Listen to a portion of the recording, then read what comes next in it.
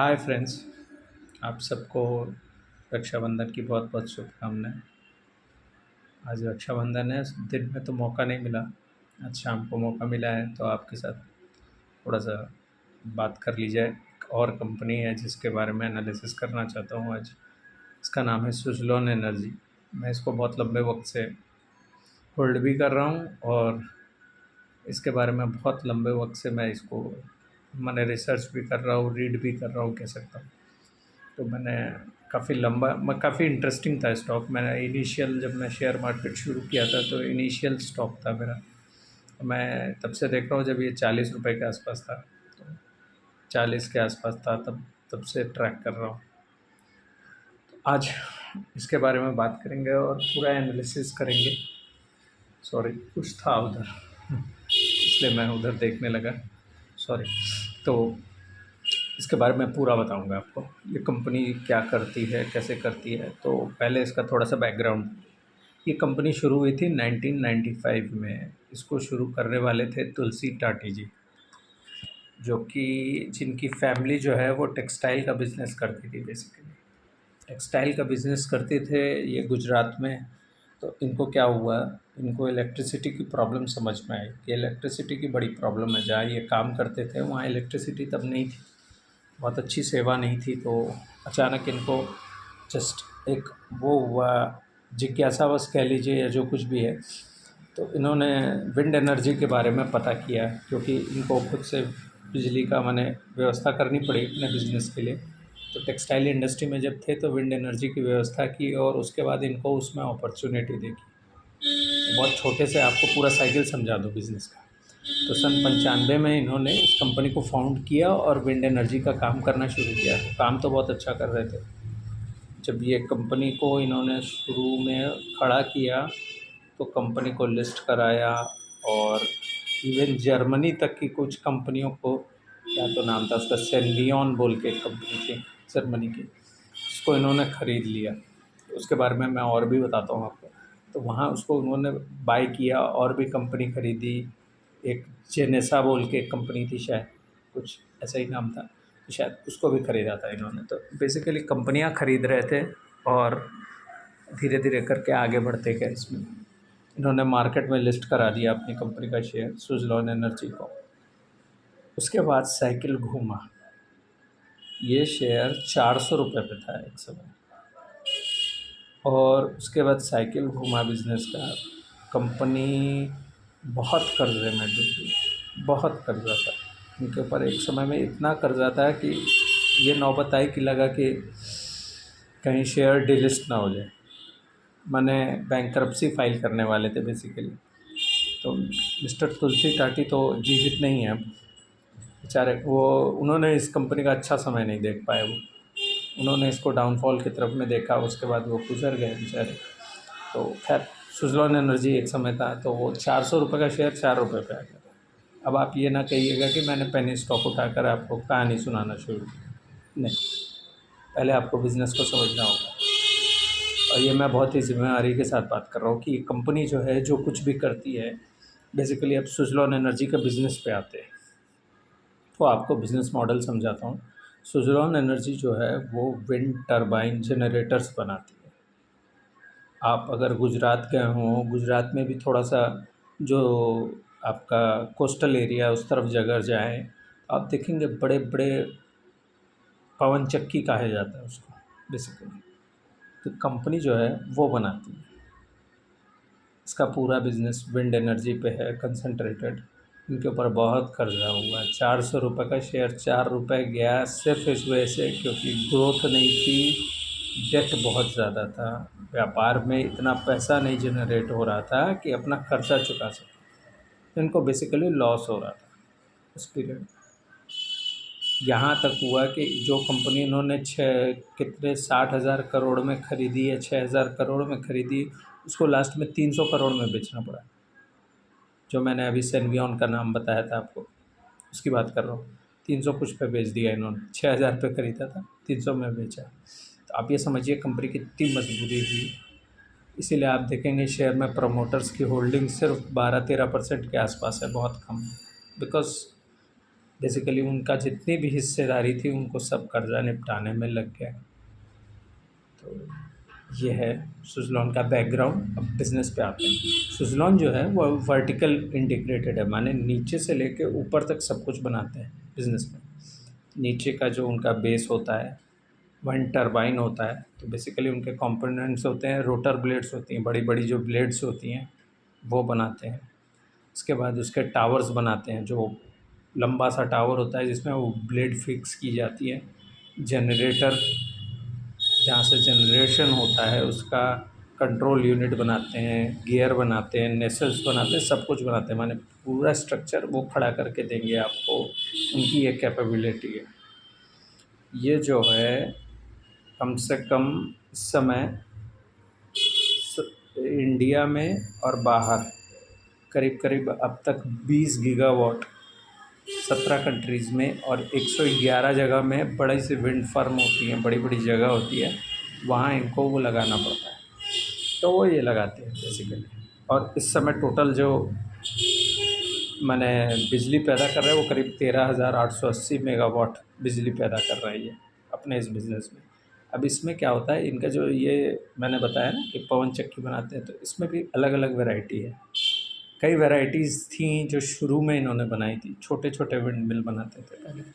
अब उन्होंने उसका साइज़ बड़ा कर लिया है, तो छोटे विंड मिल नहीं बनाते अब।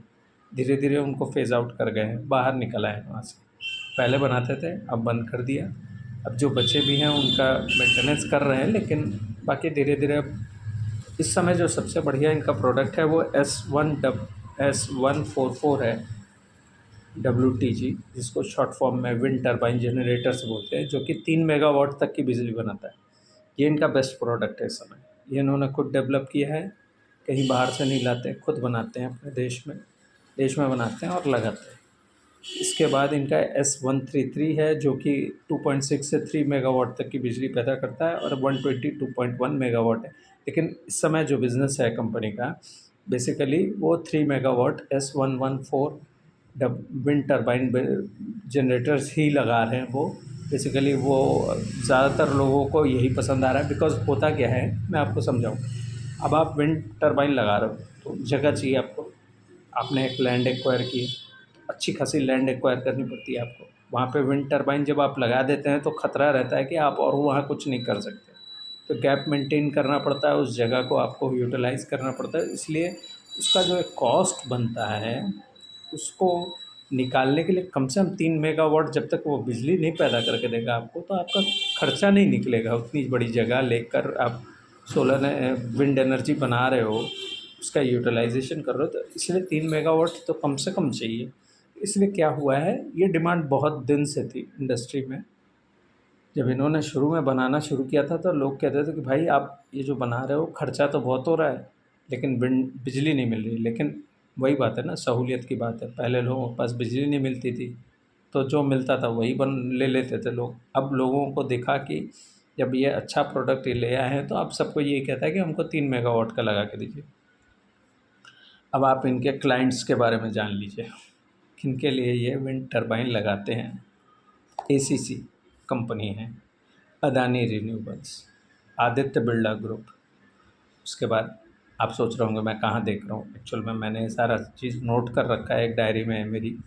तो मैं आपको बेसिकली ये रही डायरी, तो डायरी पे नोट कर रखा है, तो वहाँ से पढ़ कर बताता हूँ, क्योंकि सब कुछ याद नहीं रहता, बहुत सारे डिटेल्स रहते। तो बजाज ग्रुप के लिए बनाते हैं, गेल के लिए बनाते हैं, hero, ITC, ONGC, Reliance, SBI, Tata, TVS, BPCL और जितनी कंपनियां हैं सब के लिए बनाते हैं, वेदांता के लिए बनाते हैं। ठीक है, तो बेसिकली काफ़ी ज़बरदस्त काम कर रहे हैं।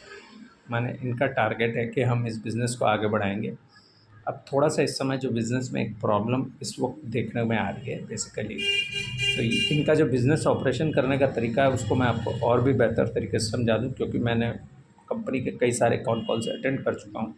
पिछले बीते वक्त में इस बिज़नेस में सिर्फ एक बड़ी प्रॉब्लम आ रही है, और प्रॉब्लम कंपनी की तरफ से नहीं है। बेसिकली इनका मॉडल ऐसा है कि जैसे आपने कहा कि आप विंड एनर्जी हमको विंड टरबाइन लगा के दो, इन्होंने क्या हुआ है, बीते वक्त में लोगों से ऑर्डर लिया, फिर इन्होंने देखा कि जब हमने ऑर्डर ले लिया तो लोग अब जिस जगह पे लगाना है उस जगह जगह नहीं दे पा रहे लोग। तो जब आप जगह ही नहीं दे पा रहे हो हमको, तो हम लगाएं कहाँ? तो लैंड को लेके इश्यूज़ होने लग गए। ये गए काम करने कुछ जगहों पे, रिस्ट्रिक्शंस माने ऑब्स्ट्रक्शंस हुए, लोग रोकने आए, काम रोक देना पड़ा। तो इन्होंने क्या किया है, अपना सिस्टम बदल दिया है। इन्होंने कहा कि भाई अगर आपको विंड टर्बाइन चाहिए तो पहले आप जगह मुझे सिक्योर करके दो। आप पहले जगह ले लो, जगह जब आपकी कंप्लीट हो जाए आप मुझे एडवांस करोगे, जगह ले लोगे, तब हम काम करने जाएंगे, क्योंकि हम नहीं जाएंगे। तो बेसिकली हो रहा है क्या, इस समय ये जो काम कर रहे हैं वो ज़्यादातर गवर्नमेंट कंपनीज़ के लिए काम कर रहे हैं। जो भी सरकारी कंपनियां उनके लिए काम करते हैं, उनके लिए विंड टर्बाइन जनरेटर्स लगा रहे हैं। तो वहाँ प्रॉब्लम क्या आता है, वहाँ सरकारी विभाग है, अब आप जानते हैं वो जगह लेके देने में डिले हो रहा है बेसिकली। तो उनका कहना है कि हमको हमारी ऑर्डर बुक हेल्दी है, हम काम करने को तैयार हैं, हम सफिशिएंट है, सेल्फ सफिशिएंट है, हमारी तरफ से कोई दिक्कत नहीं है। आप जिस दिन जगह ला के हमको दोगे हम उस हिसाब से ऑर्डर एग्जीक्यूट करेंगे। हम आपका ऑर्डर ले रहे हैं, आप एडवांस हमको कर दे रहे हो वो भी ठीक है, लेकिन जब तक आप जगह नहीं दोगे तब तक हम आगे नहीं बढ़ेंगे। तो आप वो ये कहते हैं कि हम जगह के झगड़े में नहीं जाएंगे, वो आपका काम है। तो बेसिकली ये एक प्रॉब्लम इस समय करंटली चल रही है। इसमें प्रॉब्लम ये है कि लोग जगह नहीं दे पा रहे हैं, इसीलिए और तेज़ी से ऑर्डर नहीं एग्जीक्यूट कर पा रहे हैं। तो कंपनी का जो है, मैं आपको बता दूं पहले क्या था, 2022 की बात बता रहा हूँ कि 1.1 गीगावाट की कैपेसिटी थी इनकी, सिर्फ 1.1 गीगावाट। अब गीगावाट को थोड़ी देर लिए हटा देते हैं, आप ये समझिए सिर्फ एक बना सक रहे थे टरबाइन। आज 2025 में ये 4 बना पा रहे हैं, 4.2 है गीगावाट। जहाँ पहले 1 गीगावाट बनाते थे अब 4.2 है, माने इनकी कैपेसिटी इन्होंने 4 गुना बढ़ा दी है। इसको ये और भी आगे बढ़ाने वाले थे, इनका टारगेट था शायद 9 गीगावाट तक ले जाने का अगले 4-5 सालों में, धीरे धीरे करके।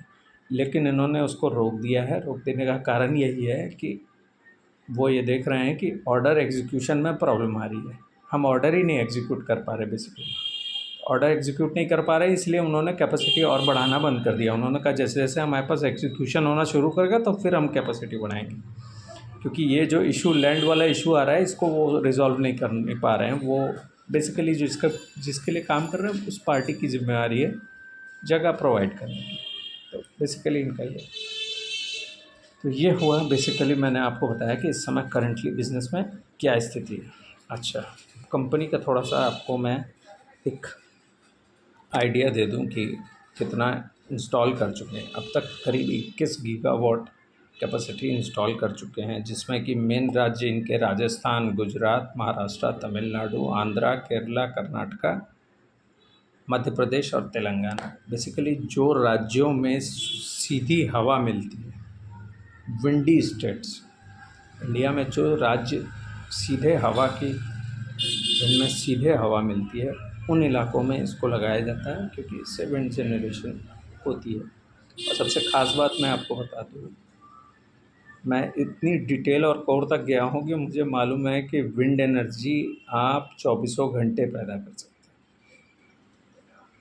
बाकी कोई भी एनर्जी आप 24 आवर्स नहीं जनरेट कर सकते हैं, चाहे कोयले से हो, चाहे और भी किसी माध्यम से हो, कोई भी चीज़ 24 घंटे नहीं चल सकती। तो इनका ये कहना है कि हमारी विंड एनर्जी हमेशा रहेगी और हम उसको आपको चलाना ही पड़ेगा, क्योंकि सोलर एनर्जी हमेशा नहीं मिलेगी। जब तक सूर्य रहेंगे तभी तक आपको सोलर एनर्जी मिलेगी, शाम को क्या करेंगे? तो विंड एनर्जी सब संभव बनती है। तो इस कोर तक मैं गया हूँ। मैनेजमेंट का ये कहना है कि भाई विंड एनर्जी हमेशा रहने वाली है। पहले तो चीज़ ये है, वो बहुत ही क्लियर हैं कि वो क्या कर रहे हैं। मैं आपको ये बता दूं कि कंपनी का इतना ख़राब स्थिति थी कि 2020 में इनका जो सेल था वो करीब करीब 2